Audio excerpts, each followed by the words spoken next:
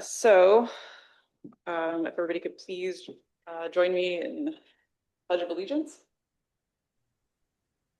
Pledge allegiance to the flag of the United States and to the republic which stands one nation under God, indivisible, with liberty and justice for all. Great. All right, item number 3, call to the community. Do we have anybody? Chair, good evening. We have not received any requests to speak this evening, nor is there any additional member in the audience present that wishes to speak on non-agenda items. Okay. Then item number 4, business A, approval of the minutes. Do we have a motion?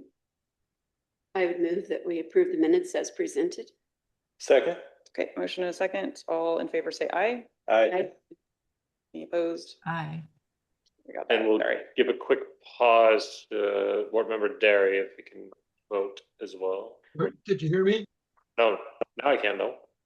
You can't hear me? I can hear you now. Oh, okay. I'm here. Okay, what is your vote on the minutes, please?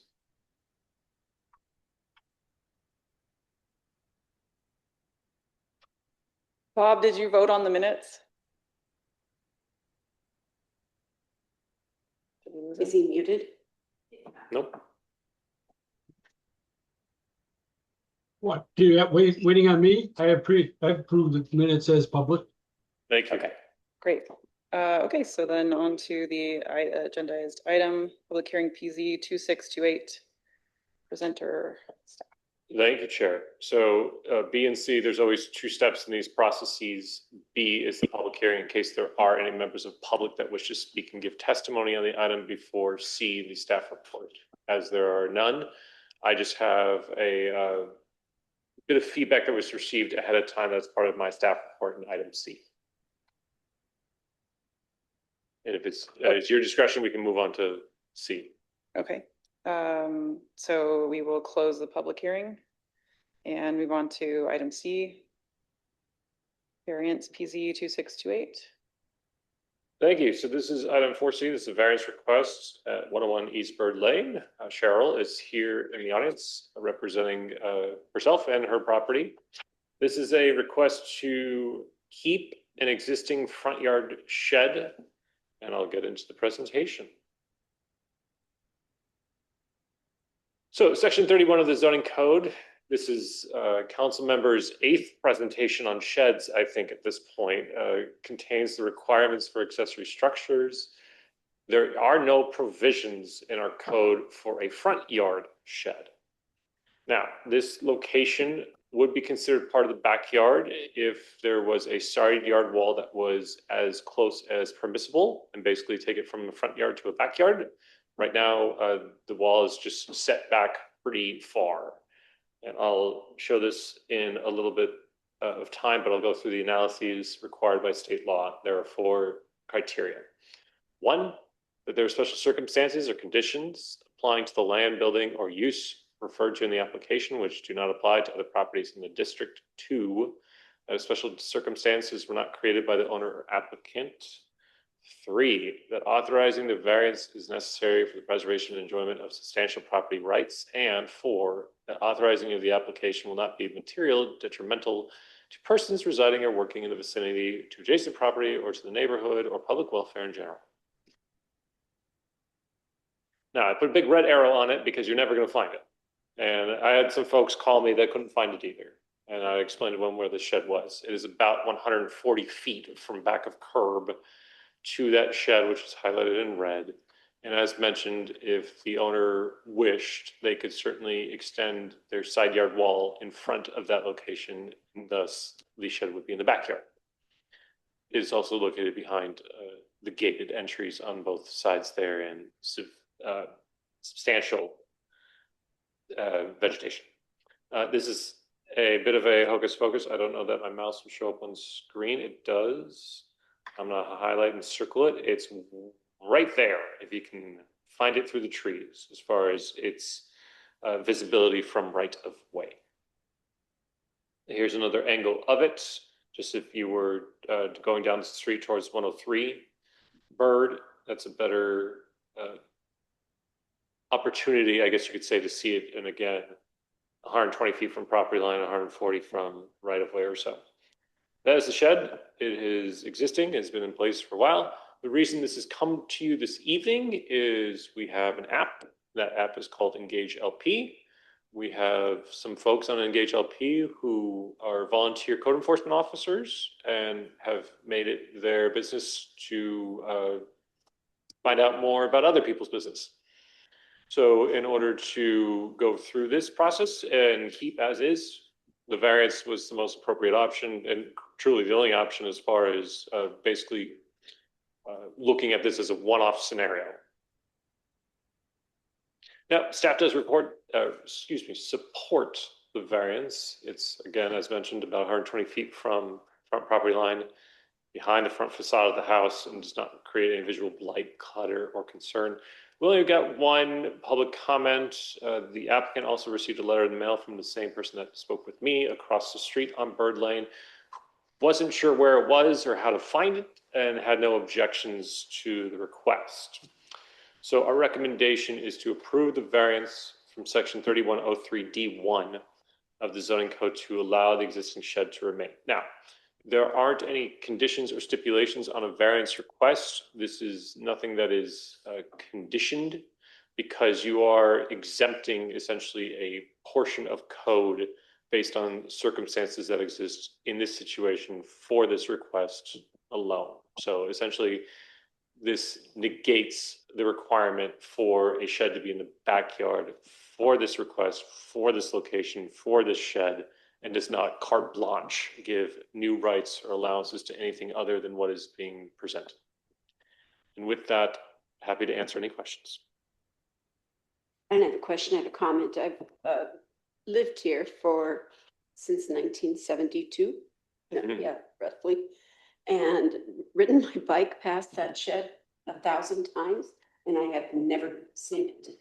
So I don't have any issue with it. I think it's tucked back far enough that it shouldn't be an issue. Okay.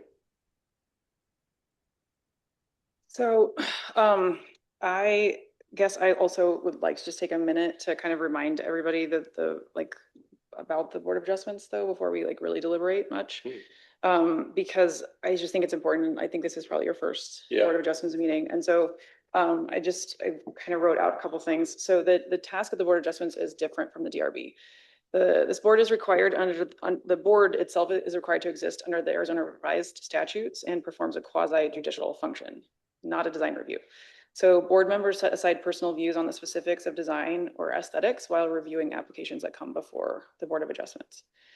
So whereas the DRB makes recommendations based on subjective design criteria, the Board of Adjustments has a legal duty to ensure that a variance is granted if and only if the record supports the 4 criteria that Randy outlined. I will reiterate them briefly. There are special circumstances applying to the real property. Special circumstances here means conditions specific to the property, for example, size, shape, topography, location, and or surroundings that do not apply to other similarly zoned properties in the district. The special circumstances were not created by the owner applicant. A variance is necessary for the preservation and enjoyment of substantial property rights. This criteria stated another way could be a strict enforcement of the zoning code as written would impose a hardship on the owner of this property.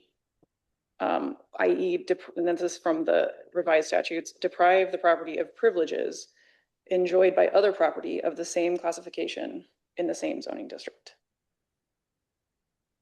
The authorized variance will not be materially detrimental to others, as before we went over that.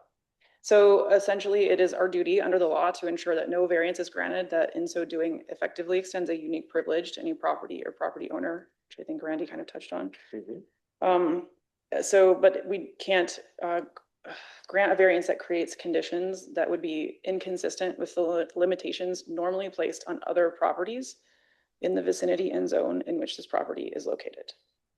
So a motion to approve needs to state specific findings supported by recorded evidence for each of the 4 criteria and specify any conditions to the variance that might be necessary to prevent an unwarranted privilege. So those are, does anybody have any questions or comments? Chair, just one mention just for the record. Mhm. You had mentioned the DRB's role and used the word subjective, just to, Recommendations. yeah, thank you. Using Thank you. Just to subjective. clarify. Yes, yeah. The goal of the DRB is subjective when appropriate and when allowed per state law. Right. Otherwise, it is objective criteria. Sure, but my point in this context is just to say that like, this is really, we're here to interpret the law and compare the circumstances of the package to what the law is and on this board. And the DRB is much more like, because Lisa, I completely agree with you that like, I've driven by this for the last 12 years and I have never seen it. And I Right. don't think anybody, like, just on basic aesthetics, probably will bring concern here. But like the job before us today is to ensure that those 4 criteria are legally met and legally defensible. Could you put the 4 criteria back up, please? I can, and Chair, the conversation which you're having, I appreciate, because generally these conversations have been, I don't want to say relaxed. I don't think that's a fair word to say, but I don't have the source with me right now. I have never received any feedback. I'll say it differently. I've never received any feedback from our attorney that we are too loose in our interpretation, but I appreciate the reminder of the roles and the criteria in which we've met, and happy to talk through any of these 4 criteria further just to better make an analysis. Okay. Can an argument be made, however, that special circumstances were not created by the owner or the applicant? Well, I think we first have to establish that there are special conditions, and so I did kind of generally not agree. I don't see distance from the street and mature landscaping as a special circumstance that applies to the lot. And that is what we're like, in order to grant a variance, there has to be a special circumstance that applies to the lot. So for example, like if a lot was wedge shaped and so by the zoning code, somebody couldn't put a pool in their backyard and be in conformance, but everybody else has a pool in their backyard, that's a special circumstance that is depriving a property owner, right? Just by way of example. Is not the setback a special circumstance? Because I don't think, I mean, other than that side of Bird Lane, I don't think you see that setback anywhere else in Litchfield. Well, the 40-foot setback applies to all the lots in that same zoning. And Chair, I will respond, but I do not want to make this analysis for you, so you can take my words or leave them. Right. Okay. Yes, to the point of the front setback, this is not in the front setback, and I don't want to split the hair, but the request is not outrageous in the sense that it is truly in the front yard, nor is it in the front setback as far as permissible zoning district standards, right? The house could be at 40 feet. The house is not at 40 feet. The house is much deeper. So you could say that in a different world, any other house that is RE zoning, suburban or residential estate, excuse me, those houses could all be at that 40-foot setback. Those front yard walls could all be at that 40-yard setback. In this case, this house is set much further back. Now it's well beyond the front setback. They could build an addition on their house that brings it all the way up. This shed is nowhere within that first 40 feet. So I hear what you're saying, and I don't disagree with what you're saying, but I think council members kind of saying the same thing I'm saying, as far as there isn't an outrageous claim being asked for this evening as far as the district standards. So would there have been a way, or is there a way on this lot to achieve the same function in a conforming manner? In Chair, fortunately, DRB has been saved from the 7 presentations on accessory structures since November of last year through last month when it was finally approved. The way that our code has been written states that all accessory structures must be between the backyard wall and the rear plane of the house, which means in a technical sense, not a single shed could exist in any side yard. That is a literal interpretation that has never been made by staff, by DRB, by council, by commission, by no board commissioner or anyone to think that that is so far removed. So in a technical legal sense, that shed would have to not only be placed further back, but behind the rear plane of the house. But again, that exact verb and words have not been enforced in the past. So the code though that you cited, I thought in your report was, or that makes it non-conforming is just that it's in the front yard, right? There isn't, and we were talking about this also, and I've had so many of these conversations at the commission, and board member Boehm's been there too.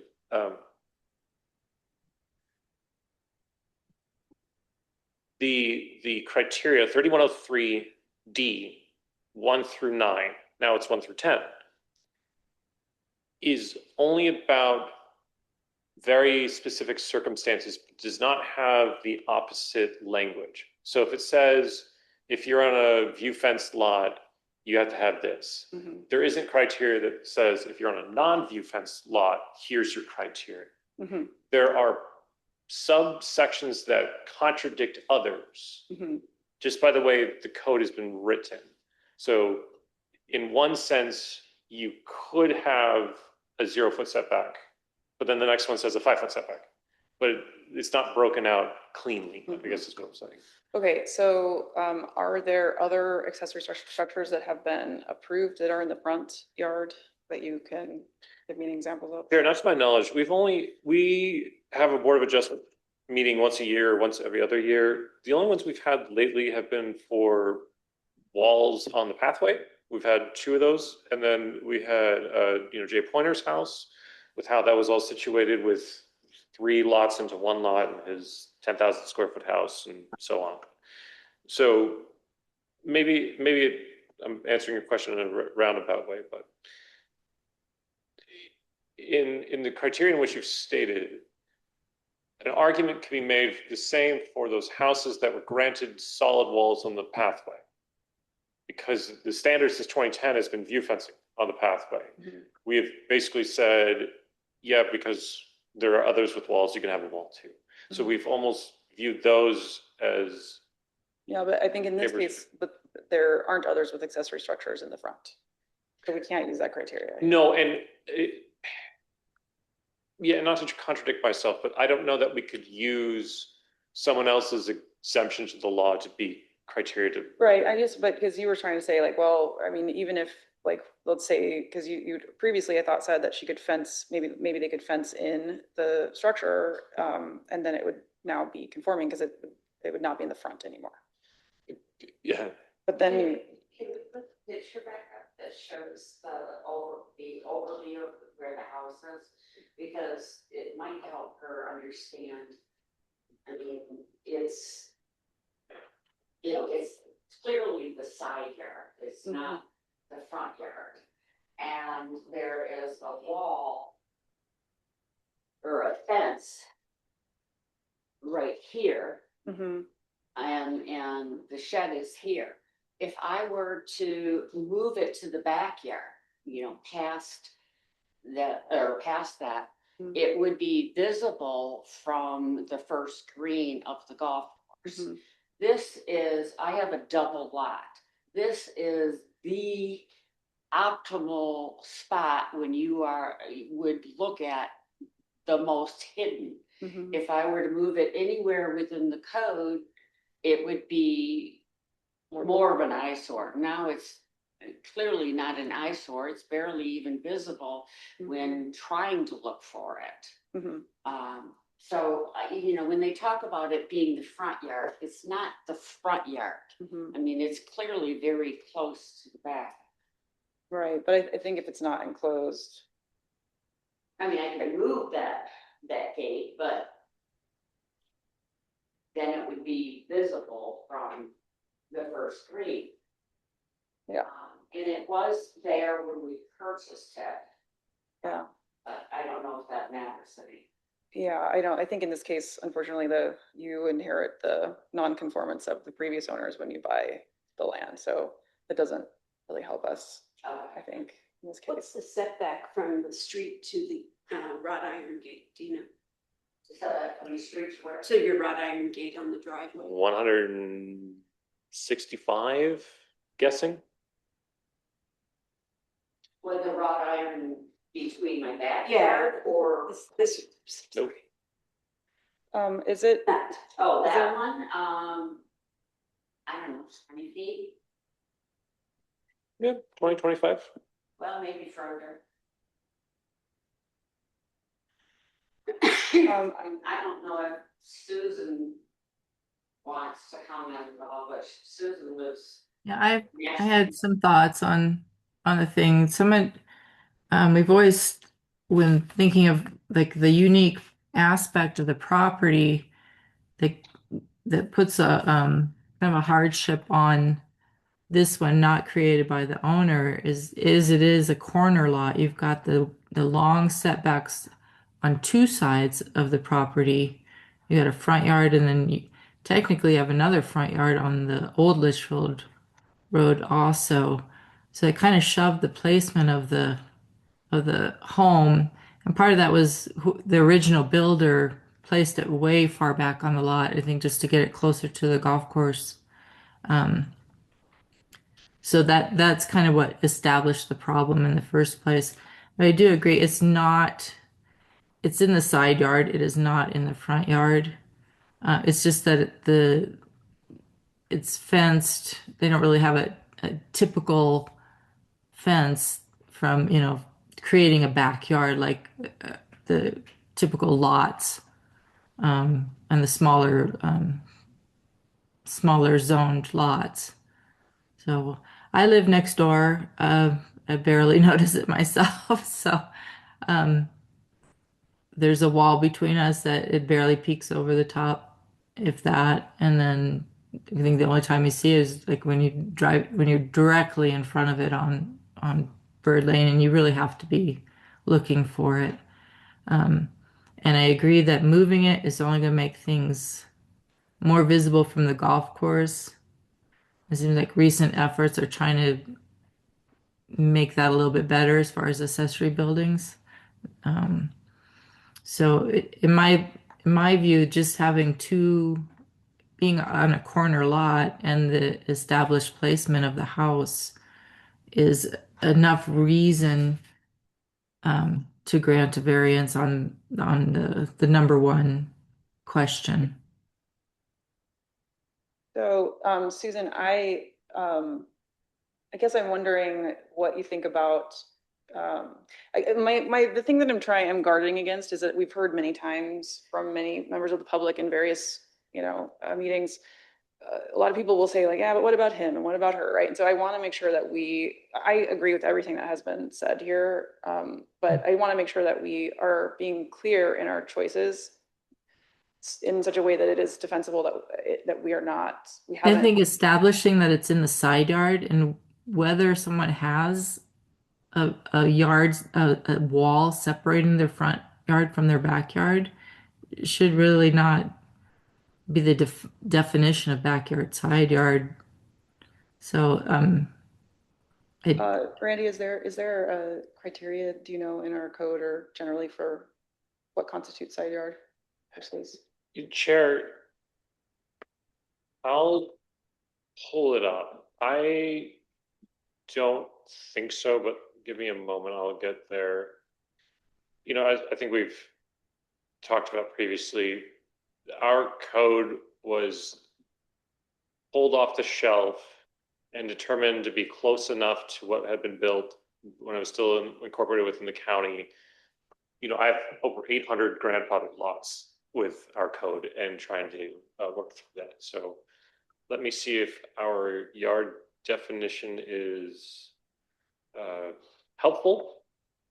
Well, so while you're doing that, I have the thought that I wonder if, I mean, I know that there are some parts of the code that kind of call out vegetation as acceptable screening. Maybe as part of the variance, we could just stipulate putting some screening in front of the shed, maybe. And Chair, based on the state law criteria, is my understanding that a variance is from the code itself. And I don't know that a stipulation can be added. I don't know that we've done so before. We've somewhat lucked out with the other ones because there was a design review case that corresponded with that had those sorts of conditions. I don't know that we have that opportunity here. I do have definitions for you. Okay. So we'll go one by one. Front, an area extending the full width across the front of the lot, measured from front property line inward to the front building setback. So the setback determines the yard in that case. Rear, an area extending the full width across the back of the lot, measured from the rear property line inward to the rear building setback line.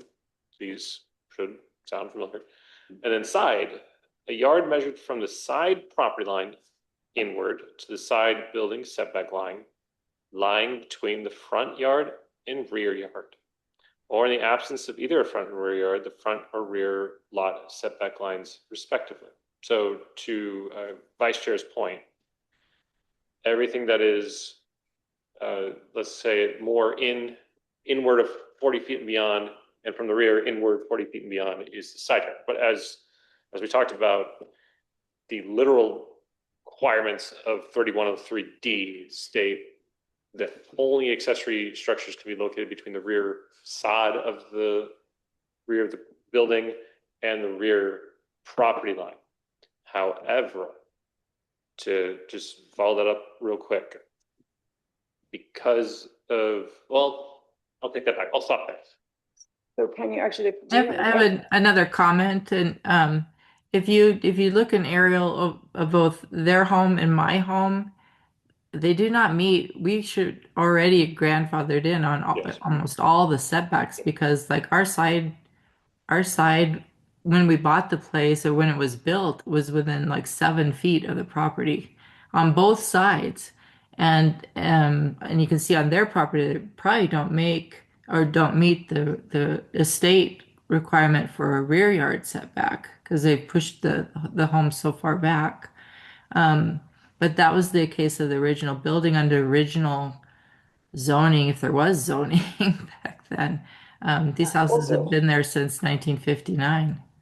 I guess I assume the answer to this question is no, but I did want to ask, like, so obviously there's no record of this shed having been approved previously, even though it's been there for probably 50 years. I mean, that's an exaggeration, but. Chair, one day we will digitize all of our records from 1987 through today, but it is very unlikely that at the time it was added that any formal process was adhered to. It seems to me like we should just work our way through those four, right? And those four stipulations that make it legal. And we've had some good discussions so far, right? About whether we have anything that fits number one. Yeah, if I remember right, you have a driveway on Old Litchfield too, right? No, that's a golf cart, right? Oh, okay. Then it's got a little gate, but the only thing that fit through it is our golf cart. Okay. And do you have an entry on that side of the house? Can you walk into the house from Old Litchfield?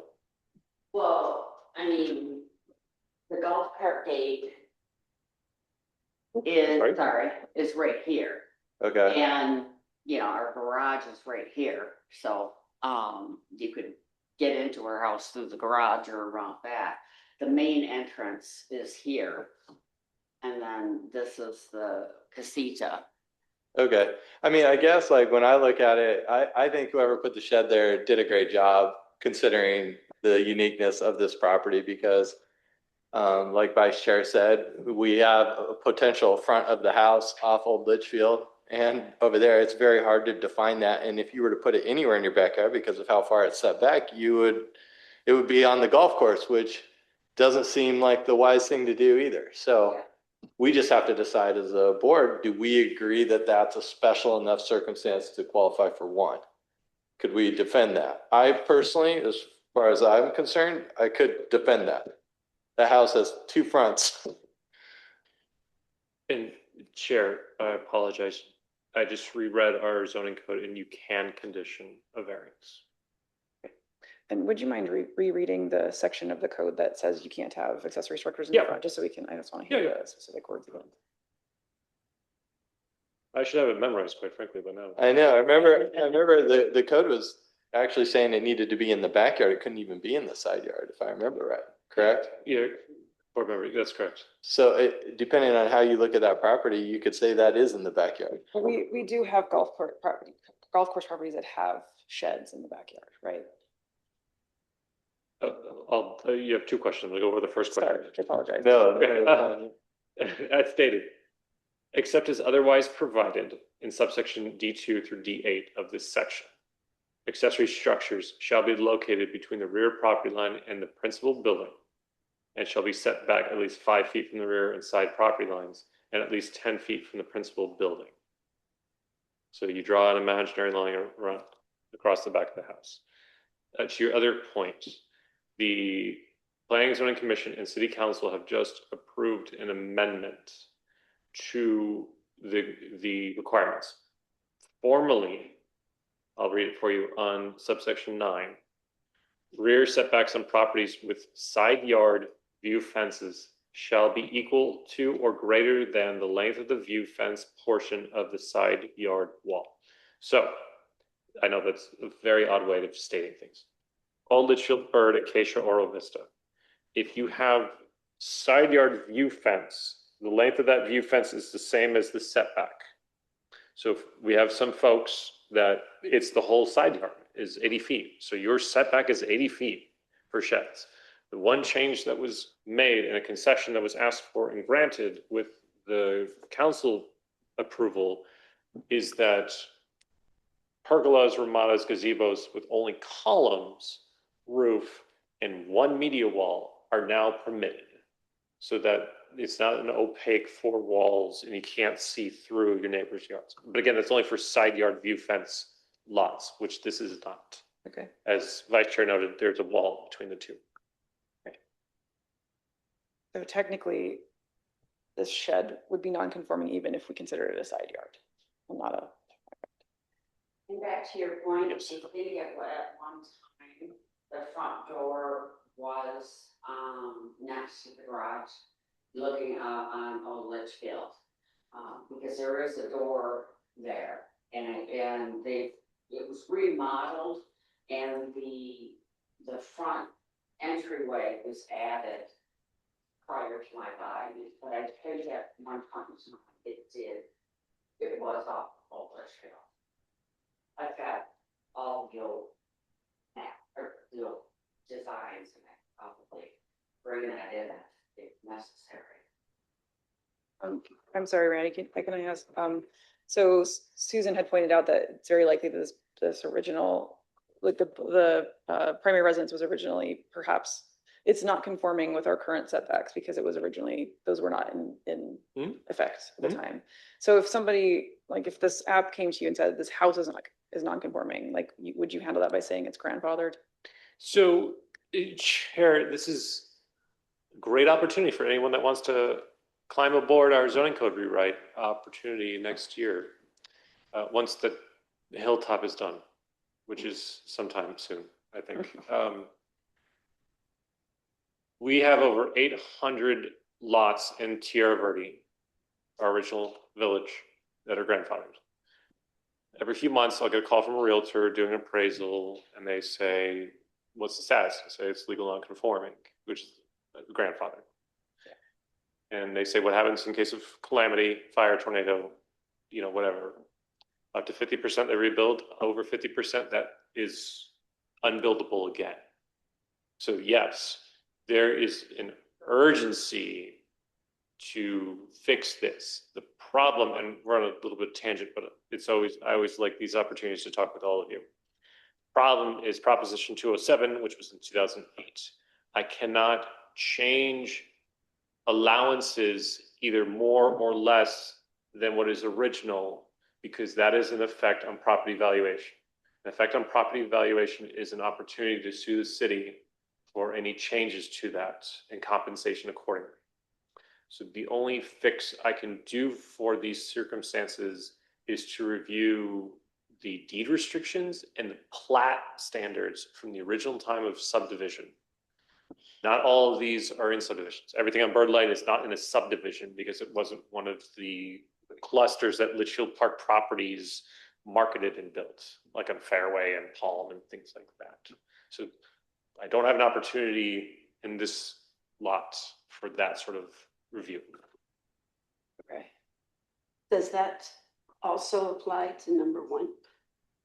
Yeah, So- the time, that's what I'm wondering, Yeah. like, the age of the lot and the build, like, maybe that could be the special circumstance. So the circumstance could certainly be considered the lot, the placement of the home, the lack of walls. I mean, this is not a standard subdivision nor subdivided lot. It's not a tract home by any means. So it's not generic, I guess. Yeah. But it was built before the town incorporated, so it is conceivable to me that that shed has been there since before incorporation, which means that it would not have been subject to zoning ordinances. right? Not to our zoning, just to clarify. Right, There's always zoning. Okay. You can't escape zoning since 1927. Sure. Yes, but I guess I'm just saying that maybe in this ambiguity, and Yes. that might be the special circumstance that we could pin a variance on. I have no objections to that idea. Does anybody else have any comments on that? No, that sounds good. I think we have a pretty good pile of things now that we could put under one if everybody thought so.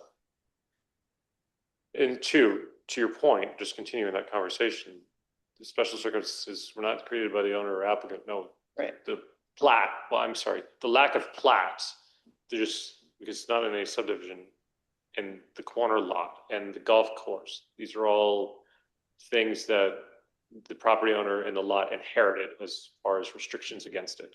Right. We move to 3. Yeah. The authorizing the variance is necessary for the preservation and enjoyment of substantial property rights. This is what kind of led towards the non-walled pergolas in backyards. That was the commission and council felt it was an overreach to say no accessory structures. You cannot enjoy your backyards because a lot of people want to enjoy their backyards. Right. So I don't want to create conclusions for you to draw from instead of the board giving those sort of situations. But I think a lot of our conversations has led to number 3, stating that the location is not,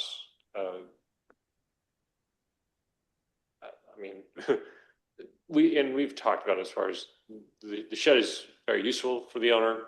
It's important for the owner. It's in the right location for the owner and what the owner is using it for as far as its enjoyment of property.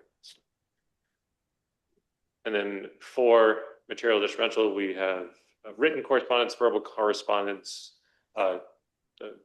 adjacent neighbor correspondence, and testimony that would say that there isn't anyone that is concerned over this matter. So I guess I think it sounds to me like we kind of worked it out. I would like to, though, suggest that we consider stipulating that this variance would extend to this specific shed, and should that shed come down, it's not like forever on this lot, this property, that any shed can be there. It's just this specific one. And that's Chair, what we've been saying the whole that is, time. I just wanna make yes, I understand. And I apologize for misstating earlier as far as conditions go. So yes, that sort of condition can certainly be specified and presented as far as an motion this evening.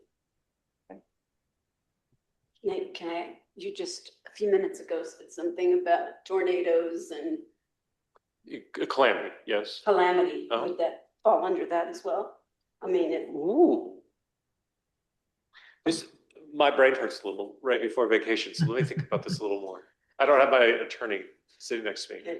So in case of calamity, act of God, tornado, wind, what have you, the variance allowance would permit a 1-to-1 reconstruction because it is not a legal non-conforming nor grandfathered situation. This is a Board of Adjustment approved condition that can redo in case of monster. But the assumption then would also be like materially the same, even like with look and feel probably. We can't talk about that. Okay, but so the variance, I mean, I guess, The variance would be to the footprint and location. As far as, I think we'd be okay on size and spot. But I don't think we would be able to do that unless that's part of your motion, but then objective standards, that's a whole nother can of worms. I think we probably don't need to get too far into it. There are big tornadoes and. Yeah, that's true. No, You know, I mean, the tree could fall, you know, like well, that's what I was really thinking. haboobs, there are haboobs There's Used a to lot, be. lot of trees on the property. when it used to rain. Yeah. Okay, well, I guess, does anybody have any other questions or discussion? I think it would just be whether you wanted to add the variance of putting some vegetation up there. I think that would be, you know, a fair addition to it if there was any concern here, but. Can I ask how the applicant feels about that, or, Yep. okay? Yep, do because you you're have- this evening. Do you have thoughts on that? Do you have thoughts on if, you know, like if we, would it, If are we- you amenable to putting up vegetation to screen the structure from the front?